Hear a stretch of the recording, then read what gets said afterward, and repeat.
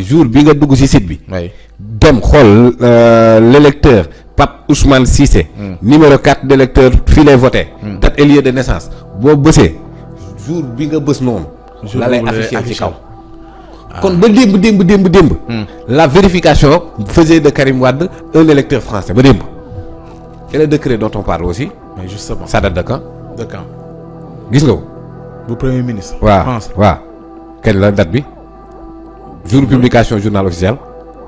démb xaw ma tey. waaw kon donc une candidature qui a été déposée. waaw ça veut dire que ni. léegi loolu lu ci yoon wax. su dee 4 jours mais parce que moment bi ngay déposé. la ñuy compte moment bi ngay déposé ak recours bi muy dem yow bu dee tey nga renoncé. tey kon da ngay xam ne France jàpp na ci tey nga renoncé décret bi génn tey. candidature bi. alors loolu daf may ñu dem xooli Karim Meïssa Wade li mu mujjee. tontu oui je l'ai vu. gis nga ko parce que dinaa ñëw même ba ci Juan Branco ak Thierno Alassane Sall li mu tontuwaat bu dee Yankoba mun nga ñoo jox également poste ki nga xam te ne mooy Karim Meïssa Wade li nga xam te ne jot na ko wax cette fois-ci bi may lire Karim dama ne bii moom saf na sàpp ci tontu yi muy tontu parce que dem na bay jàpp ni Thierno Alassane Sall. maanaam Amadou Ba ko yónni daanaka ci li nga xamante ni. voilà waaw non bii bu Thierno Alassane Sall dama bëgg nga jox ma bu Karim laataa maa ñëw ci bu Thierno Alassane Sall bi su dee ni amoo ko man ma dem ci directement Karim Meïssa Wade voilà boo yéegee tuuti rek avant Thierno Alassane Sall di nga gis juste ci kaw Thierno Alassane Sall fa la Karim Meïssa Wade nekk moom mu ne le décret du ministre de l'Intérieur français. mu ne actant ma renonciation à la nationalité française justement est une preuve supplémentaire de ma constance. Cette polémique stérile et dangereuse animée par Thierno Alassane Sall pour gagner en visibilité et agissant pour le compte du très peu courageux Premier ministre Amadou Ba, spécialiste des coups bas, se termine enfin. Amadou Ba, dont le manque de témérité face à la confrontation est désormais évident, doit cesser ses manœuvres déloyales. Malgré les informations que j'ai reçues sur l'acquisition d'autres nationalités par certains candidats, il accuse. J'ai décidé de ne déposer aucun recours devant le Conseil constitutionnel. Ma conviction est claire, seul le peuple sénégalais doit décider dans une élection présidentielle ouverte et inclusive. Bon, d'abord, il a raison de dire que il y a d'autres candidats qui ont d'autres nationalités. Il a raison de le dire. Mais moom en tant que candidat xam nga man mënuma defar recours kenn man. oui moom en tant que candidat.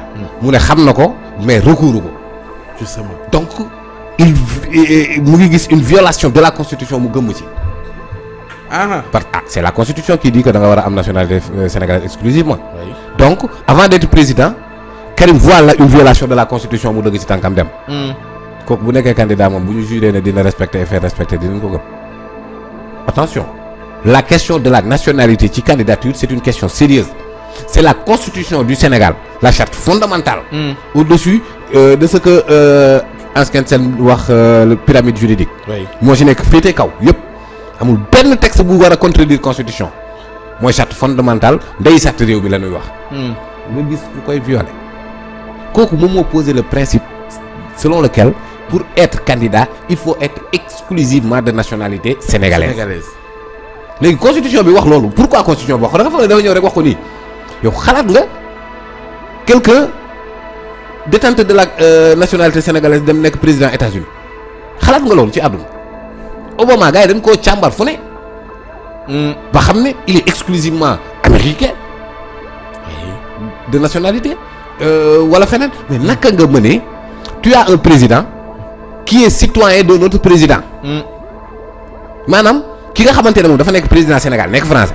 moom Emmanuel Macron moo ko yilif. loolu la di su président daf ñu yilif ñun ñëpp di.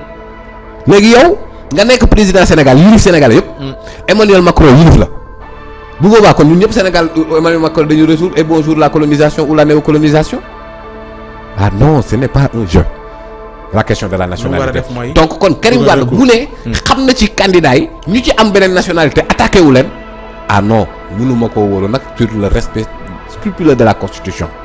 en cas de par force parce que loolu constitution Sénégal moo ko exiger l'exclusivité de la nationalité c'est une exigence constitutionnelle te loolu conseil constitutionnel mënu ci dara. conseil constitutionnel mënu ci dara moo tax mu may candidats yi ñu ñëw attaquer ko avec des preuves alors maintenant un décret bu ñëw démb. ak candidature bu ñu déposé barkaati démb. léegi conseil constitutionnel day évaluer sur la base d'un nouveau document bu am tey. wala moment bi ñuy déposé. Justement c'est ça mais c'est ça. faut conseil constitutionnel moment bi muy déposé lay kii parce que. texte nationalité yi nekk France yooyu xool naa ko de. oui mais bu dee Thierno Alassane Sall la mu dugal c'est documenté. mais bien sûr. ça peut faire tache d'huile au-delà de. mais attends quand même ça va. parce que bu dee li mu documenté loolu dugal recours ñuy dégg tamit ci Karim Wade ne moom it. leeral na mais Karim Wade waaw c'est-à-dire li mu andi. démb lañ ko signé. démb. kon kay barki démb amu ko woon. kon kay renonciation bi ñu waxoon amul woon. dénonciation bi ngi soog a am. waaw. kon kay dañ wax jërëjëf Thierno Alassane Sall xam nga Thierno Alassane Sall lan moo tax lii mu def nii man ma naw ko ci.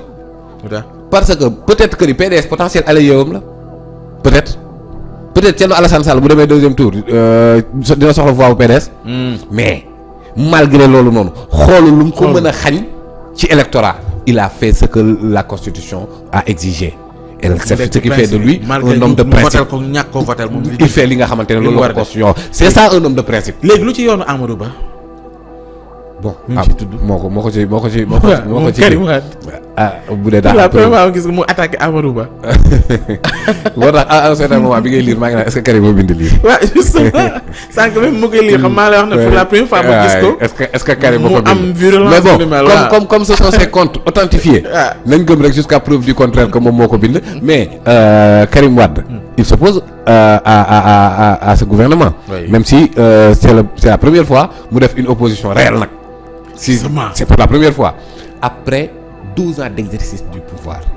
ak li Sénégalais yi dund yëpp metti na bari na. ak fu ñu la exilé live Facebook xanaa mënoon nga ko dénoncer yenn yi et il a fini en disant que ni inclusion wu élection yi. lu war la waaw. alors loolu je suis d'accord. et je confirme que jusqu'à présent moom Karim Wade même yi ñooñam sax. dafay fëgg ci table bi ne leen Sonko dafa war a bokk.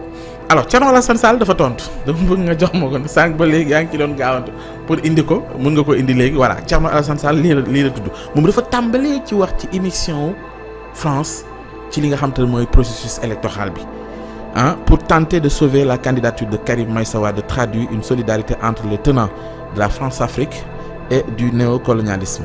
La France-Afrique doit mourir. Il est étonnant qu'une candidature repêchée par le dialogue national, une forfaiture à laquelle nous avions refusé de participer, soit secourue en extrémiste par la France. Nous allons faire barrer face à cette fraternité triangulaire entre la France, le candidat du camp présidentiel Amadou Ba et le soldat Karim Meïssa Wade, qui ne peut être sauvé que par des manigances flagrantes.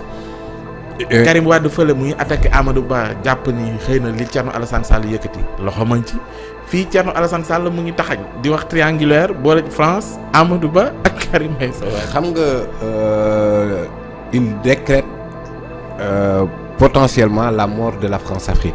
C'est une vieille pratique boo xamante ne en 1960 ba ñu def bon ak discours de la Baule bon à l'époque il y avait que Moussa Traoré et Hissène Habré qui avaient refusé benn duñ leen dicter nan la ñuy defee seen démocratie mais lan la général de Gaulle réussiroon mooy de donner l'indépendance sur la forme tout en maintenant la dépendance avec les réseaux de Jacques Foccart. Ces réseaux en question da doon créer ay entreprises nationales françaises comme Elf mu nekk le bras armé industriel bi nga xamante ne mooy financer la vie politique française di financer la vie politique africaine ba tax na képp koo xamante ne candidat la bu docile c'est-à-dire un gouverneur noir quoi boo xamante ne dina mën a appliquer les intérêts de la France. kooku la ñuy jàppale à travers ces réseaux occultes là képp koo xamante ne bëgg na leen barrer la route. comme Thomas Sankara comme ay coups d'état yu ñu fomenté ils ont même envahi Guinée de faux billets pour tenter de faire sombrer le régime de Ahmed Sékou Touré. Bénin ak yeneen i dëkk am na yoo xam ne dañuy rey candidat rey la France est allée jusque là pour maintenir ces réseaux de la France-Afrique. bu ñuy dem nag ba di àdduna di avancer ces réseaux là dañuy changer forme. après à la mort de Jacques Foccart. Oui. Robert Bourgi a revendiqué le titre de fils spirituel de Jacques Foccart. Et les réseaux de la France-Afrique ont continué. Que ce soit la gauche ou la droite au pouvoir ku ci nekk da ngay maintenir ces réseaux là parce que xam nga ni sans l'Afrique la France n'est rien du tout. France buy dem am membre nekk membre permanent conseil de sécurité parce que elle porte en bandoulière ses anciennes colonies françaises loolu noonu Thierno Alassane Sall wax ne dafa war a dakk impératif la pour ñu mën a accéder au développement. Parce que France le général de Gaulle nous dit clairement que ni ils n'ont pas d'amis ils n'ont que des intérêts. Alors pour préserver leurs intérêts. la ñuy def ñoom mais pas pour préserver l'amitié ak qui que ce soit. te loolu mën nañ ko. mais justement parce que moom moo tax ma ne la question de la nationalité c'est une question très très très très sérieuse boo xamante ne dañ ko war a bàyyi xel. mais saa waay ba léegi nii France day fal ay candidats fii nii en Afrique parfois elle fait échec. oui bien sûr parfois day échec yu doy waar mais ba léegi la France tient de léegi ñooñu noonu ay président lañ wala ay gouverneur AOF lañ lan lañ ci. doo xam alors loolu moom moo waral cette exigence là. Ce que dit Thierno Alassane Sall que la France-Afrique doit mourir. Oui. Effectivement il a raison. Sinon loolu moom moo asphyxier sunu développement. On ne peut plus vivre avec ce franc CFA là comment nu mu demee bëgg a am assurer une indépendance économique mënul ne. On a toutes les ressources. En Afrique. Alors que suñu classe de développement elle est là très relative. loolu dañ ko pour ñu trouver ñuq bi ce sont ces réseaux occultes là de la France-Afrique dont je parle. Donc si la France vole au secours d'un candidat. il y a lieu de s'interroger. Il y a lieu de s'inquiéter. du moom rek moo ko wax Juan Branco également moom it daanaka ci même sens bi la abondé ci benn tweet boo xam te ne également def na ko moom it interroger wu ci premier ministre bi ñuy soog a tabb posé wu ci ay questions. waaw bëgg nga jox ma ko Yankuba ñu jàngandoo ko su ko defee Pape Moussa yooyu nga ñëw ci Juan Branco mu ne à peine nommé à Matignon quelle est l'une des premières décisions du jeune premier ministre Gabriel Attal s'occuper des sans-abri des enfants harcelés des otages de Colline Faye mu ne non s'ingérer dans l'élection présidentielle d'un pays africain en l'occurrence le Sénégal en tentant de sauver la candidature de Karim Wade. Celui-ci menacé d'inéligibilité après que sa double nationalité a été révélée, a eu droit à un décret express sur mesure du Premier ministre français pour tenter de le sauver. La France-Afrique a les dents longues et c'est se saisir des politiciens aux dents de lait. Il a raison et il a tout dit et c'est cette expression là moom mooy dëgg l'essentiel de l'engagement politique de Ousmane Sonko ou des démarches yu mel ni de Guy Marius Sagna frappe ainsi de suite parce que indépendance bi ñu bëgg nitu dëgg maa ngi nuyu sama gars yi ñoom Omar Sarr ñoom Cheikh Fall Xurum Xaq et tout 4 avril dañ doon def Cheikh Fall waaw Baye Mamour Essa ñooñu dañ doon def 4 avril dañuy taxaw ne indépendance amu fi mais parce que li ñuy feete xam nga ne voilà ay signé ay documents ñëw taxaw bëgg a def mais lii moom mooy la réalité que nous devrons dénoncer président de la République premier ministre France avec tous les problèmes yi fa ne lii mooy priorité ah non y a problème y a anguille sous roche moo tax Ousmane Sonko buy wax ci xeex système bi du lu yomb lii nii yëpp ce sont des ramifications du système moo tax dëjjati ko noo jafe dëjjati système boobu dafa jafe gis nga loolu moo tax ngay gis surtout ñi les plus anciens naan la état kenn du xeex ak moom mais parce que effectivement mën nga dem ba foog ne sax daan nga ko waaye lekkate boo foofu mais bari Habib Thiam dans ses mémoires dama ko gis mu raconter benn affaire mémoire intitulée par devoir et par amitié il parlait de Abdou Diouf premier entre Mamadou Dia ak Senghor quoi premier texte d'allégeance bi mu def daf ko def Mamadou Dia il était à l'époque gouverneur du Sine Saloum texte boobu noonu ça a été intercepté par son ami Habib Thiam ne ko ce n'est plus Mamadou Dia mais Senghor moom mu jógee ne c'est Abdou Diouf changé le texte pour def allégeance à Senghor moo tax kenn mu ni c'est le premier transhumant de l'histoire politique du Sénégal alors parce que boobu jàppoon ne Mamadou Dia daanaloon na système bi mais système bi du noonu alors parfois mën nga jàpp ne tamit système bi daaneel na opposition